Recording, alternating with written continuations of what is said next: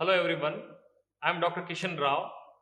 In this session, I'll be discussing about some of the time tested ideas and insights for developing competency and also how to excel in any competitive entrance examinations. Excellence refers to being the best of yourself, whereas success means being the best among others. Excellence is not achieved overnight. It's a culmination of all the efforts put in from the day one. So, a little progress each day adds up to big results. So, what is ABC of life? For to do anything in life, first we have to conceive an idea. We have to decide what we want or how we want, and then firmly believe in it, and then definitely you could achieve it. So that is the ABC of life, and we become what we believe. It is such a profound statement. Whatever we are today, it's because of our beliefs. So it is one of the strongest systems, belief system, which can make us anything and everything. To do to achieve anything in life, first of all, we should have an envision. The envision refers to the ability or imagination about the future, future perspective. What's our goal? What we want, how we want. So we should have an envision about that, and then we should have a plan accordingly. We should have a suitable strategy for that.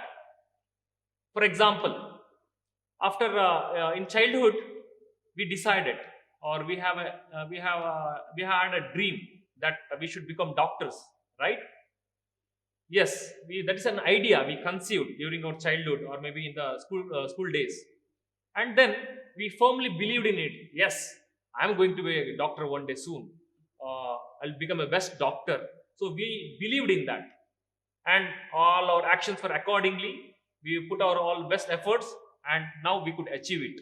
Similarly, the next step now to get a or grab a PG seat of our desired branch in a desired branch. So after this conceiving the goal, we have to plan accordingly. We should have a suitable strategy for that.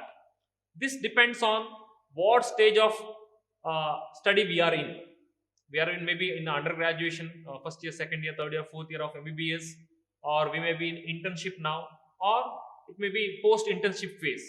So accordingly, we have to make a plan.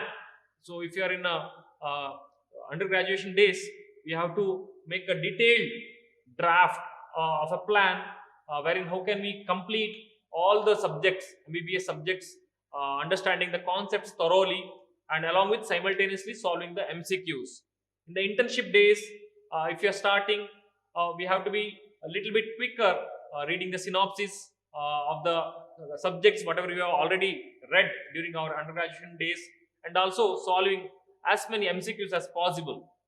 In the post internship days, it's a full time it's available for us to prepare for any PG entrance examinations. So we have to use the time judiciously and act wisely. Next, after a proper planning, we should set short, achievable, and realistic targets. That I mean to say, we have to set a short-term timetables for ourselves. Yes, we have so 19 subjects to read or revise. So we have to make a timetable for each subject. How are we going to read it or revise it later on, and how are you going to cover the entire subject and the topic wise. So we have to set. It should not be too short, or it should not be too lengthy. It should be very much achievable targets. So after that, after this, now that we have the idea, we have the entire plan, and we have firmly believed in it. And next is all about execution of the plan. Here, the main key factor is consistency. Yes, have a consistent method of study and be disciplined and organized in your studies. And in our studies, we should be accountable. I mean to say, we should be responsible for whatever we do. Should not procrastinate at all. We should not put off our studies, like day-to-day studies, just for some excuses, or we should be very reasonable to give any excuses. So accountability is the important feature or a factor uh, which plays a vital role in our studies or day-to-day practice. After that, we can slowly start finding the progress in our studies. There is always a scope for improvement, my dear friends. So I would suggest you not to compare with your fellows or your friends. Instead, compare within. Mean to say, see, no two students can be alike. So you can't compare unlike things, right? You can only compare between two like things. So always compare within. Last time I had scored 50%. This time I have to improve or than that. That should be your aim or the progress levels. So never ever compare with others. That will lead to demotivation. So after having a plan and started to inculcate our plan, first and foremost thing comes to our the issue comes in front of us is how to solve an MCQ. Yes, this is definitely a very important aspect of our PG entrance examination preparation. How to solve any MCQs? So in MCQ solving needs a lot of practice. Yes, this is a definitely a different strategy, unlike our preparing for our university examinations. You need to get the idea. It's an art. MCQ solving is an art. You cannot solve a MCQ directly in the on the exam day. So you need to practice to master this art. So first and foremost thing in this is time management. See, in the exam you will be having 200 questions supposedly. So how to manage time? Then you have to write this in say 3 hours. That is 180 minutes, 200 questions, for example. So what we do? Divide the questions into 3 rounds. The first round you will answer only yes or no type of questions.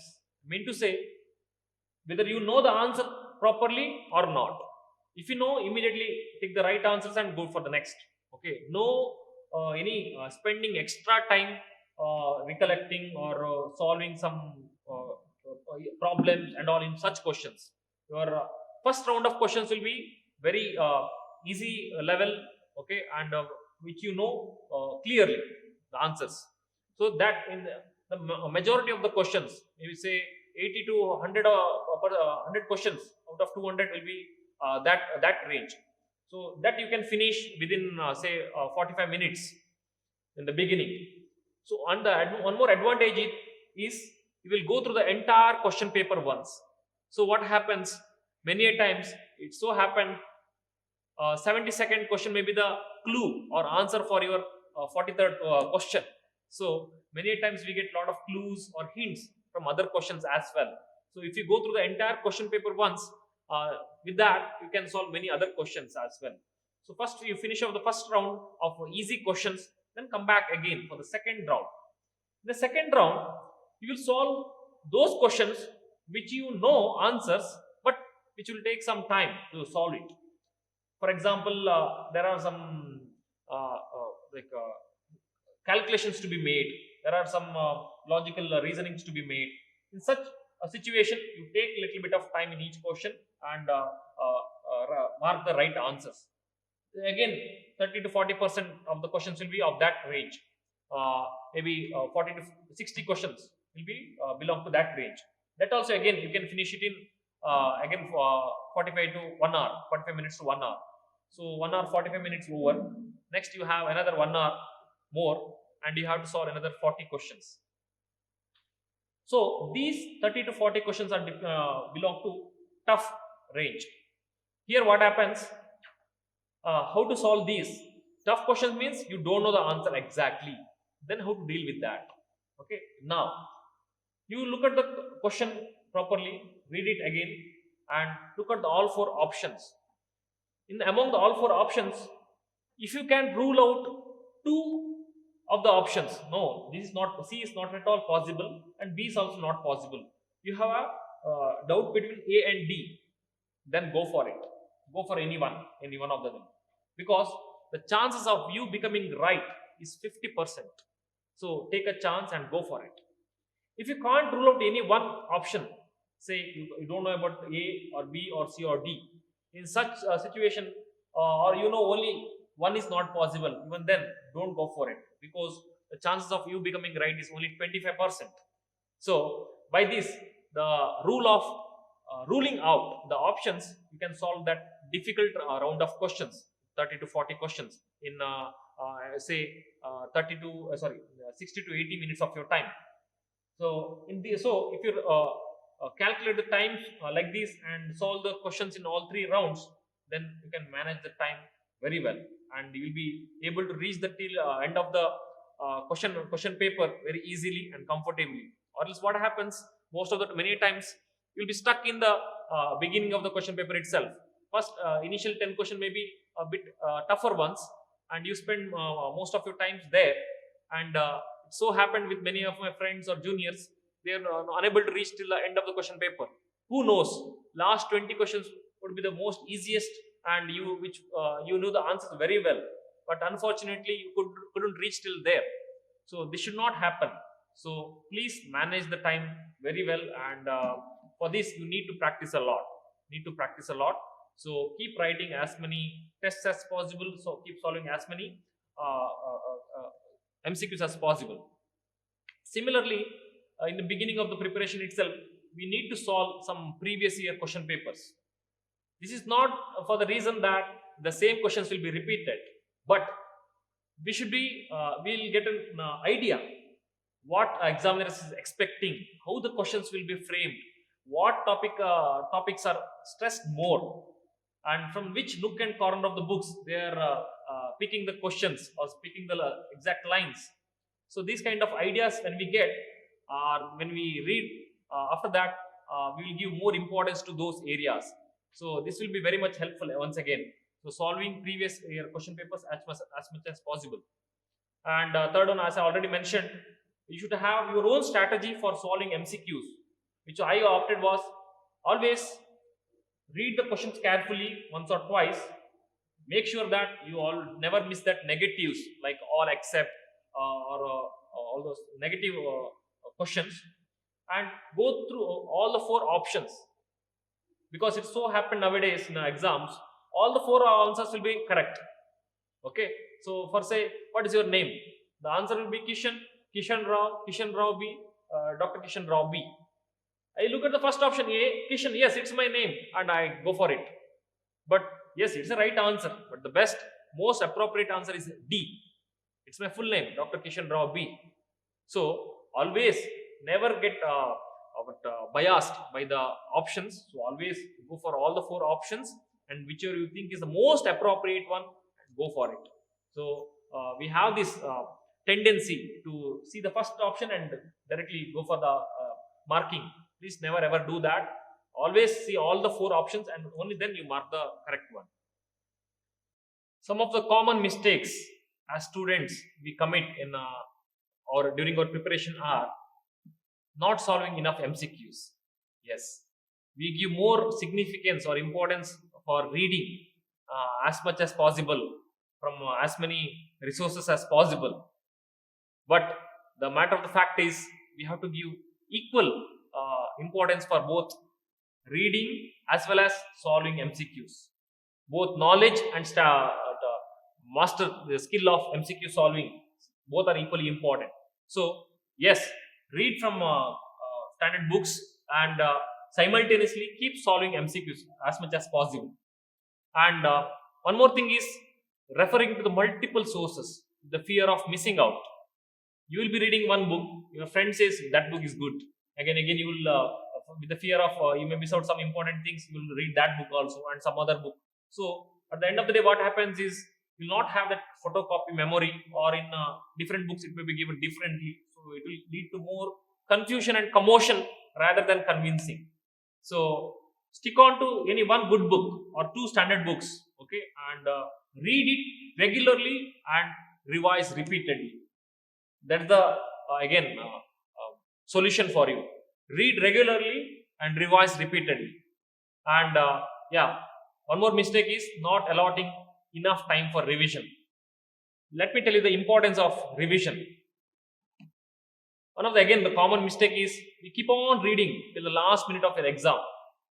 Keep on reading as much as possible, all the possible resources, but we never tend to revise whatever we have read. So our brain have a common tendency to forget things. See, as per the Ebbinghaus forgetting curve, our retention levels are immediately when we read something, it will be 100%, but after 20 minutes, it reduces to 58%. And after 1 hour, if you ask me how much I retained in my memory, it's only 44%. And it declines to 36% after 9 hours. And next day, it will be only one third, that is 33% of the memory will be retained. So after 1 month, it will be merely 21%. So what we need to do is we have to reinforce our thoughts with repeated revisions. So what happens? A stronger bond, synapse is formed so that our temporary memory will be converted into permanent memory and retained permanently in our hippocampus. So please, you devise your own study strategy so that it involves more of revisions also. What I used to do is during my preparation days or whenever I study, the whole day if I study something after my dinner or so, I again just glance through my pages which I already read, which are marks, which are the parts which are I highlighted. I again go through them so that then and there itself there will be first revision. The second day when I start reading, I'll again go through the previously whatever I studied once. Quickly I'll glance through them, the highlighted part, and then I start reading the new fresh. So two revisions already done, and after 1 week again I'll give a look to whatever I read the complete week, and after 1 month if possible once again. So by revising in a periodically regular intervals, you can whatever you have read, even for your university exams, if you read even 50%, it's more than enough to pass. If you're thorough with your 50%, you are read only 50% of your syllabus and you revised it thoroughly and you are pakka with that, then that's more than enough to clear your exams. What I mean to say is, it's not important to cover everything, all the books. It's more important to revise whatever we have read repeatedly, or else it's so happens it's just like a newspaper reading. After you read the entire newspaper, you will not remember anything. In fact, it so happens in the examination, if you have read only once, during when you see the question, you feel as if, oh, I have read this question, but I'm not able to recollect it properly. This will lead to more anxiety and more of thought blocks and more of commotion rather than you're getting the clear picture of the answer. So never ever do that. So revise repeatedly to have a good memory as well. Some of the frequently asked questions by the students during the PG entrance preparation are, sir, which book to read, which book to refer for entrance examination?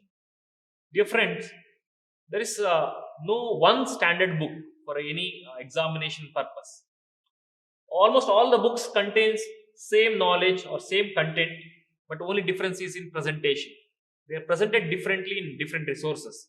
So you should realize what is good for you, which is convenient for you to study, and which suits your study way, and buy that particular book or one or two books and read that. Stick on to it. Don't keep during the beginning one book or near the exam one more book. Don't do that. Okay, stick on to one book or two books for a subject and read it completely, comprehensively, and repeatedly. That will fetch you better results than going for multiple sources or multiple books. And how to read a book. As I mentioned, if you are in undergraduation days, go through all the concepts clearly, make your concepts clear, or in the during the internship or so, then you can just go through the synopsis of every topic, and then you can start solving the MCQs as much as possible. And after the internship also, if you are preparing, again you need not go through the entirely all the books or so deeply, but know the main important topics or the synopsis for the entrance per exam purpose, and solve as many MCQs as possible. This is the way to prepare for any entrance examination. When to revise, sir? When to revise, sir? So the answer for this is repeatedly and regularly. Yes, as I told just now, revision is the key to retain or to recapitulate or have a good memory. So as and when possible, okay, as and when possible, keep revising whatever you have read. And how to concentrate while studying. Yeah, this is often you commonly come across issue with all the medical students is they are not able to focus while studying, sir. Yes, many distractions, right? We have so many distractions around us. So you decide what you want for yourself. You will study hard for 6 months and get a PG seat immediately, or you study in a very cool manner with all the luxuries around, and you will waste 2, 3, 4 years to just get a PG seat. So that you have to decide. You are matured enough to decide for yourself. So focusing, when it comes to the matter of focusing, see, when your fresh mind is very fresh in the morning, start reading a new topic whichever you like or whichever you plan, and for every 1 hour or so take 10 minutes break so that your mind gets some relaxation or a break to comprehend whatever you have read. And after your routine studies, have enough sleep. Yes, very very important. See, as you all know, the physiology of memory or the CNS system, if you are read or worked 16 hours a day, brain requires another 16 hours to process it. Yes, so if you are read for 8 hours, brain requires 8 more hours to process it and store it. So give our brain enough time and space to store whatever the knowledge you have input. So again, concentration in the evening time or in the night when you are reading, you may feel sleepy. So keep yourself awake. You can just do this for yourself, or you can ask your friends to make you alert when you are if you are feeling sleepy. And don't take so many tea breaks or coffee break and loiter all around. This will simply kill your time. And never ever do the night outs, please. This is my sincere request. Never ever do the night outs. This will not this will not serve any purpose. Instead, the next day will be wasted. You will feel that whole day I have read, and the next day you will take rest. But the night also you will intermittently will be sleeping, and your concentration power will be not that good. And the next day also you'll just waste the whole day sleeping. So never ever do that. And sir, during the last 1 month or so, what to do? Whether should I solve more MCQs or I just revise the notes once again? It's a good question, but my answer would be to do both simultaneously. Yes, you have to uh, keep revising from your notes, whatever you prepared for yourself, and simultaneously you should keep solving MCQs also. What you I suggest for all the aspirants before last 1 month before the examinations, you know your timetable, like when is your exam and what time is it. If it is say 9 to 12 is your exam time, then what you do best is at stop 9 o'clock in every morning, sit in front of the computer and start one grand test. 9 to 12, solve that 300 questions or 200 questions, whatever the pattern you have. Okay, so what happens here is, more than practice, our brain get acclimatized. Hope you all know the concept of acclimatization. How much you're energetic you are, how much you're enthusiastic you are. You cannot climb the Everest at one go. Correct? You have to get acclimatized by climbing smaller mountains, and only then you can climb the Everest finally. Similarly, here, at one go, we cannot sit in front of the computer for 3 hours and solve all the questions. It requires a lot of practice. So, to acclimatize your brain, to focus constantly for 3 hours, you need to give it a lot of practice. That too, if you do it in that particular time only, your brain will be alert at that time. The 9 o'clock sharp, the alarm begins. Yes, exam time, exam time. So, between 9 to 12, your brain will be so fresh, alert, and focused and oriented. The exam day, you will not have any apprehensions, any anxiety, no thought blocks. Only there is no change between your previous 1 month and that exam day. Only it's a matter of change in place. All the other days you might have studied in your library or your the room with the computer. This day you are sitting in another place with the same computer. That's all. That's all. And similar set of questions there also, here also. So your brain feels so comfortable and so relaxed, so that you can, whatever you read, everything comes in front and you can solve with confidence. So, and one more question asked is, how many hours to read? This is again subjective, my dear friends.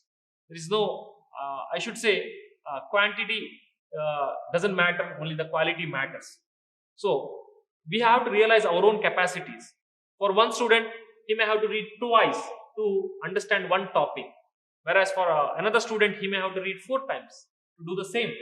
So, that second person has to put in more efforts to put in more hours of time to understand one topic. So, accordingly, you realize your own capacities and work hard accordingly. So, there is no fit, or what to say, definite time period for any studies. It's up to you. You can utilize the maximum hours you can dedicate for studies, and give equal importance for rest also. Uh, this is a very famous quote by Abraham Lincoln, which I use very often and which I like the most. It is, if I had 6 hours to chop down a tree, I would spend the first 4 hours sharpening the axe. How apt it is, right? So, proper planning and disciplined approach and execution of the plan are keys to achieve anything in life. Dear friends, so prepare properly, have enough time or dedicated time for preparation. If you do that, on the exam day, you will have no repentance or no regret. Okay, so my formula for success is hard work plus self confidence equal to sure success. Yes, success can be temporary or permanent, but if you have the combination of these two, that is, there is no alternative but for hard work. You have to work hard if you want to achieve something in life. So, hard work, along with that, self confidence also equally important. Many of us have studied hard, but they lack confidence. Yo, no, I can't do this. This is not my cup of my tea. I can't get into aims. I cannot get into any premier institutes. Or I cannot get a good branch. All this self doubt is the biggest enemy, dear friends. So don't have such confrontations or procrastinations. Okay, just compare with your previous achievements. Yes, if I have got into medical science, means now why can't I take another PG seat now? Okay, so have always optimistic thoughts and be confident in whatever you do and whatever the thoughts you have. That belief, that confidence itself will take you further and will lead you to any success in life. With that, I wish you all the success, and I also say that prepare to be the best doctor and serve the needy patients. Thank you so much.